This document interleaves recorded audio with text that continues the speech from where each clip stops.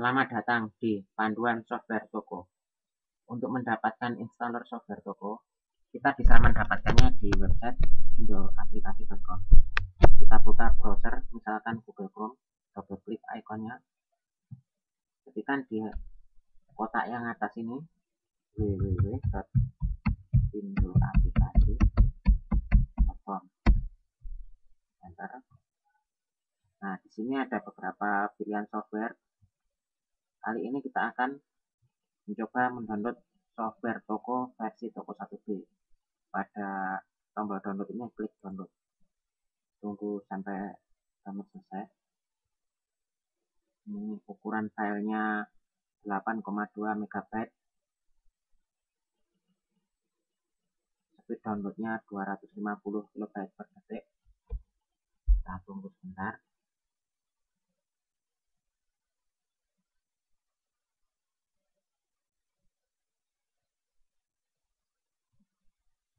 Untuk saat ini harganya, untuk harga Juli 2013, harganya 300.000 per komputer.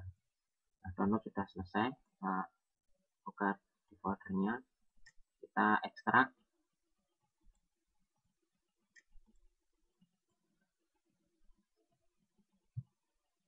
Nah, di sini ada file yang berekstensi exe, ini berupa installernya. Ini di double klik, kemudian lanjut, install, ini selesai. Nah, ketika masih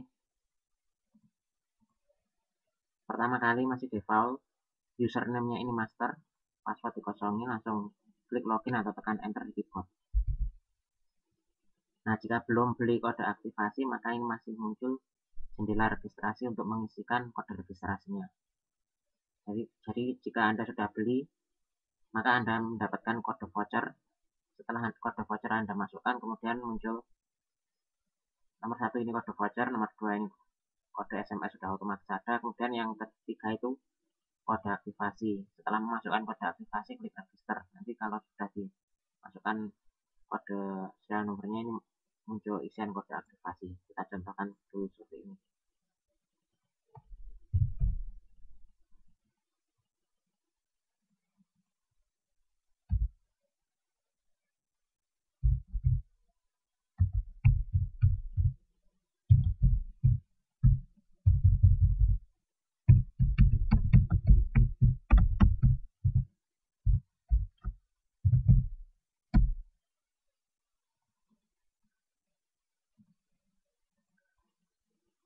Nah, ini kan muncul isian kode aktivasi. Jika Anda sudah membeli kode aktivasi, maka isikan di sini, kemudian klik register. Jika belum beli, masih mencoba dulu, close saja dulu.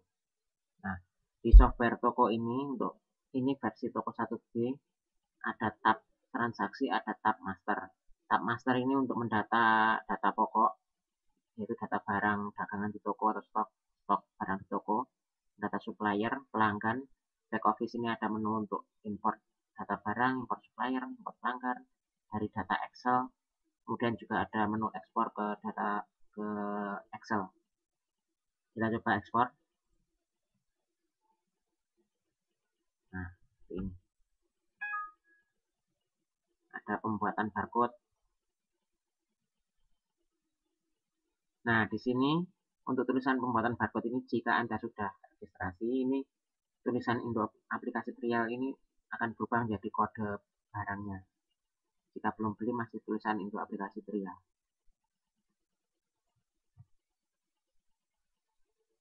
Kemudian ada pengaturan.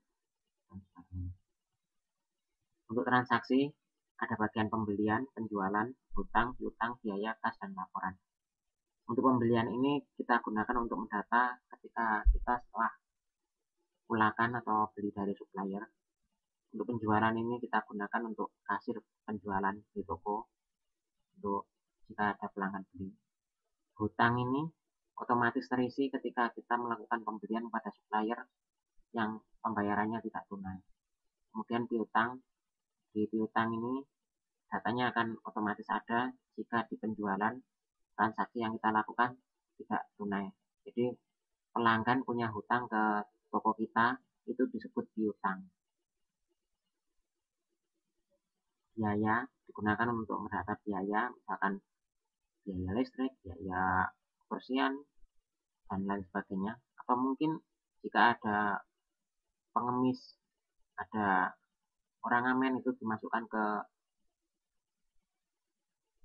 kolom biaya juga bisa. Kemudian laporan.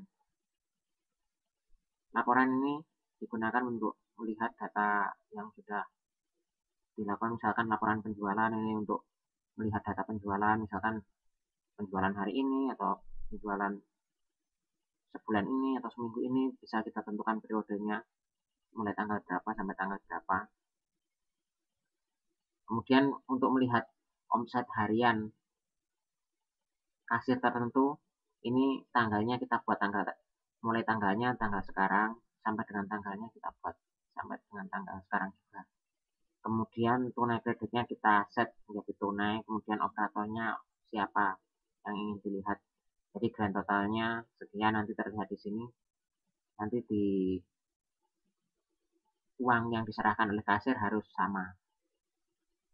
Jika tidak sama, jika uang yang didapat kasir kurang, maka biasanya untuk toko-toko pada umumnya itu kasir yang bertanggung jawab, entah potong gaji atau bagaimana gitu. Nah, untuk pertama kalinya kita coba di bagian data barang.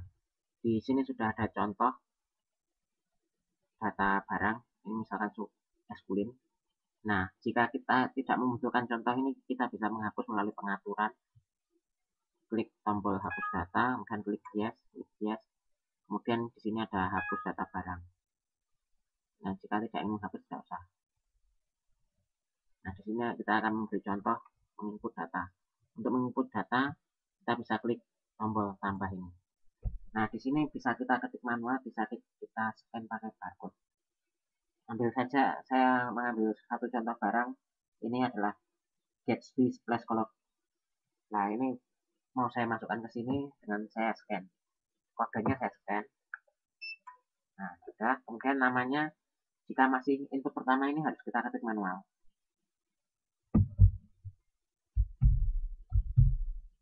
Gatsby Musky. Kategorinya adalah pewangi. Nah, ini bisa kita tambahkan. Satuannya foto. Harga belinya misalkan ini 7.000. Harga jualnya misalkan kita ingin mengambil laba 10%, misalkan kita jual 7.700. Stoknya misalkan untuk pertama masih 0, simpan. Nah, ini sudah masuk Gatsby Musky. Atau kita mau mengetikkan berapa netonya juga, netonya 175 mili.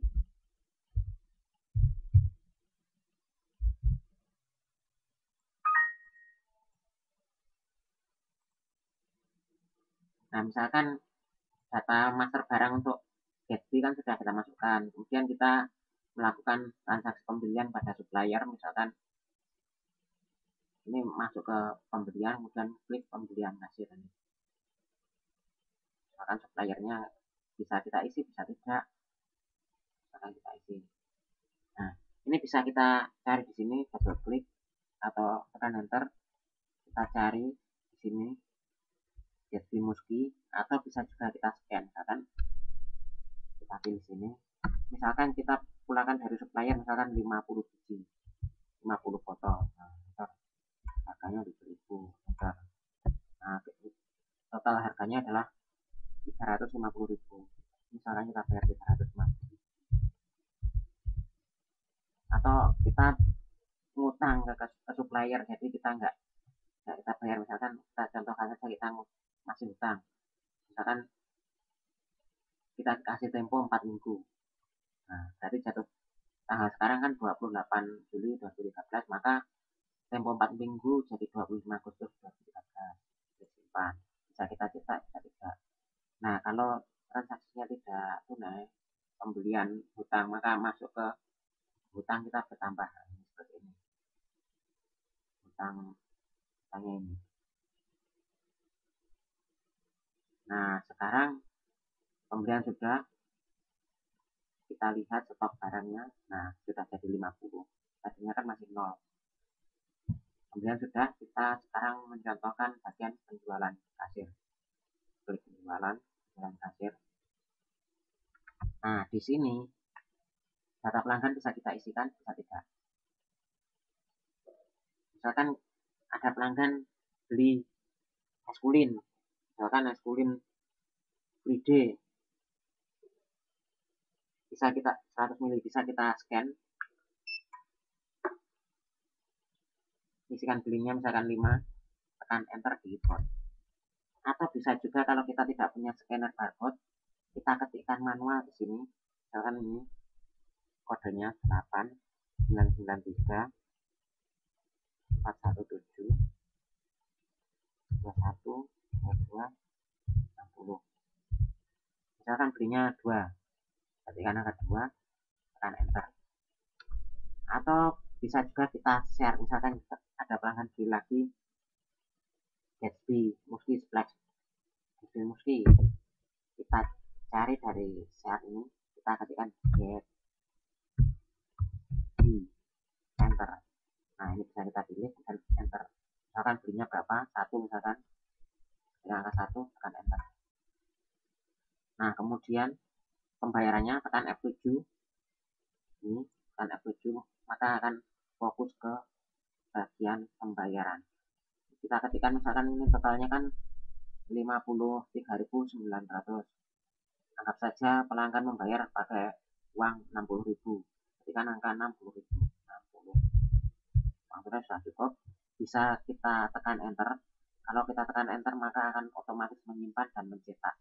Kalau kita tekan F8 maka menyimpan saja tanpa cetak. Jika kita ingin menyimpan kemudian ingin mencetak, berarti kita tekan F8 kemudian kita tekan F9. Namun jika tekan enter, menyimpan dan cetak otomatis.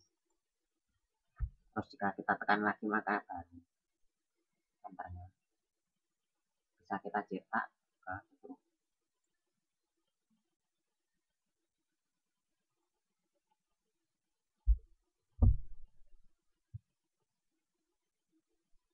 Di sini ada banyak